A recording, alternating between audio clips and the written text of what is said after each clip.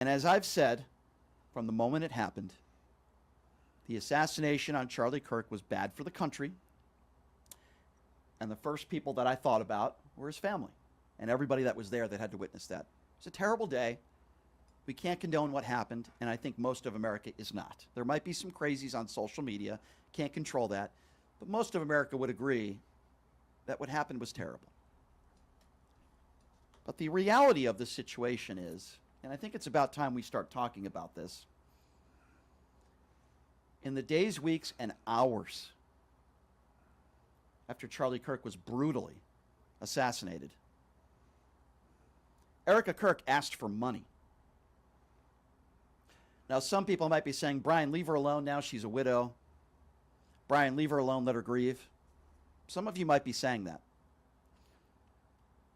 But I have a job to do, and that is to be honest with all of you. Doesn't mean everybody's going to agree with me. I believe she is trying to financially take advantage of the fact. She's asking for money everywhere, not to interrupt you, but everywhere possible. I believe she is absolutely grifting off of her husband's brutal assassination attempt. How do we know this?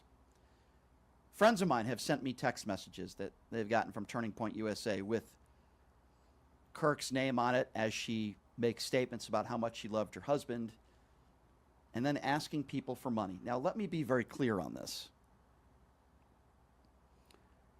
If this was a family that didn't have the means to bury their loved one, I think that's a good thing that you come out and you ask people for help. That's what makes America great. No problem. I implore you to do that, actually. Erika Kirk and the Kirk family are worth tens of millions of dollars. Think about that. She's asking you all for money. She also puts out a video, which I thought was very creepy and disturbing, where Charlie Kirk is lying in the casket. And as you've seen the video and we've talked about it, she's holding her husband's hands. This was obviously prearranged with someone with a camera. Somehow they thought that this would be nice to, hey, I got an idea. Why don't we record you crying over your husband's dead body, and then we'll ask people for money. Ladies and gentlemen, that's exactly what they did. Is that normal? Is that normal? No. I would call that grifting, and I think it's sick. Now, I'm going to play you some audio, and then I want you to respond to this. This is Nick Fuentes. Again, Nick Fuentes. Despicable human being, okay? Not a good guy. Horrible person. However, once in a while a squirrel can find a nut now and then, okay? Tell me if you disagree with Nick Fuentes, because he's basically echoing some of the things that I'm saying here. This is what he had to say about Erika Kirk and her behavior the last several weeks. It's like, lady, didn't your husband just get his face blown off like 2 seconds ago? And not to be insensitive about it, but everyone's thinking it. No one wants to be the asshole. No one wants to say it. Everyone's thinking it. Everyone was thinking it when she gave the first speech. Everyone was definitely thinking it at the memorial. Nobody wants to say it because it's inappropriate. It's insensitive. I am the troll, right? So I'll be the one to say it. I think it's super inappropriate. I think it's inappropriate. I think it's weird.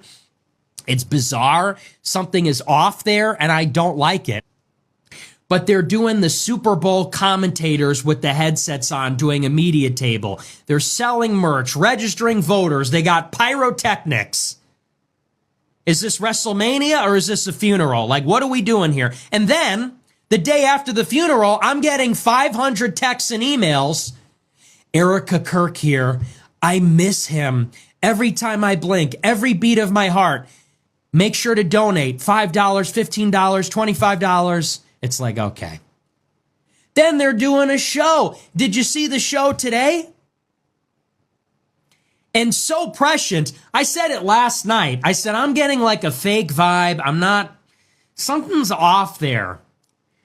And people say, well, everybody grieves differently. Yeah, I don't know how much mileage we can get out of that one anymore. Something's not right there. Very bizarre, weird vibe there. And did you see the show? Erika hosted the Charlie Kirk show this afternoon, and she's like, she looks like she's over the moon. She's happy as a clam.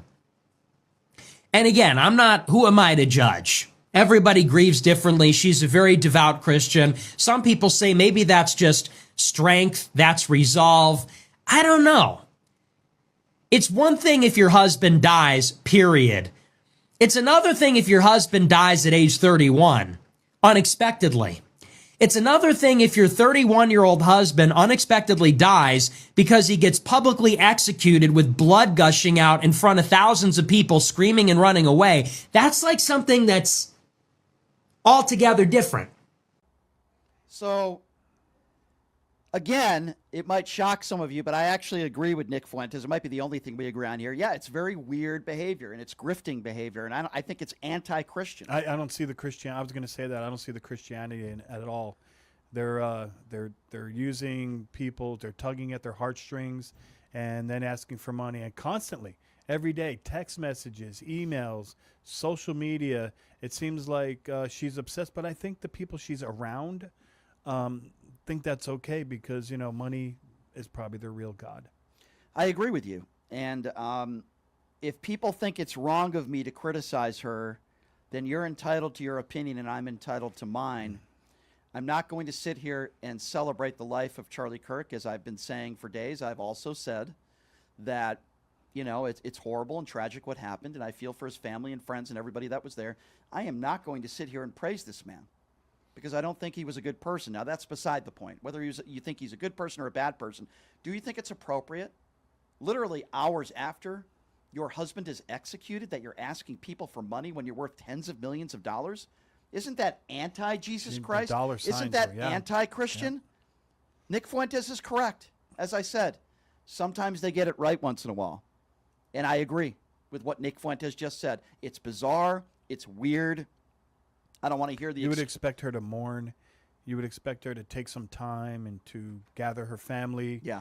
And to, accept the condolences of her friends and family. And instead, she couldn't wait to get out there and say, yeah, I'm so brokenhearted and I forgive the shooter. Can you send me some money? Yeah, I just think it's absolute grifting and it's disgusting. When I ask people for donations on this show, and by the way, I don't want to compare anything I do in my life to the Kirk family, but those donations that I get, no matter what they are and where they come from, go towards this show, towards airing this show. Okay? The money that is being donated to the Kirk, what are they using that for? I'd like to know. What are they using it for? They're worth tens of millions of dollars. I'm just throwing that out there for all of you to think about. Well, anyway. For some people, no matter how many millions or billions they have, it's never enough. It's just the type of that's the type of people. Listen, I'm just going to say it one more time and then we'll move on. It's grifting. Yeah. Okay? I'm sorry if some of you don't like me saying that. Charlie Kirk's wife is grifting. Candace Owens is a grifter. Okay? Dinesh D'Souza is a grifter. Nick Sortor is a grifter. There are plenty of grifters out there. Many of them are on the right. They say things they don't mean, and I'm not saying that Kirk didn't love her husband. I'm sure she very well did. But to use somebody's death when you're worth tens of millions of dollars to try to grift and send mass text messages across the country is despicable.